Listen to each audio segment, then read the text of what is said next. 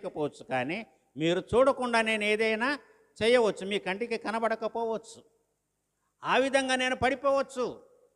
నేను పడిపోయానని తెలుసుకున్నవారు, నన్ను ప్రేమించిన వారు నిజంగా నన్ను గద్దించి, ఇదిగో మీరు ఈ తప్పు చేశారు, మిమ్మల్ని మీరు సరిదిద్దుకోండి, మీరు మాకు మాదిరి, మీరు మా ఆత్మీయ తండ్రి అని సంఘము చెప్పగలిగి ఉండాలి. ఎందుకంటే సేవకులు కూడా బలహీనులే కాబట్టి వాళ్ళని మనం ఏమనకూడదు, తిట్టకూడదు, శపించకూడదు, దూషించకూడదు, కానీ మంచి చెప్పవచ్చు, తప్పు లేదు. మీరు పెద్దవారిలాగా పాస్టర్ గారికి మీరు తప్పు చేశారని తెలియచేయడంలో ఎంత మాత్రము సంశయించకూడదు. ఇది కేవలము విశ్వాసులకే కాదు, ఇది సేవకులకు కూడా వర్తిస్తుంది, మనము గమనించాలి.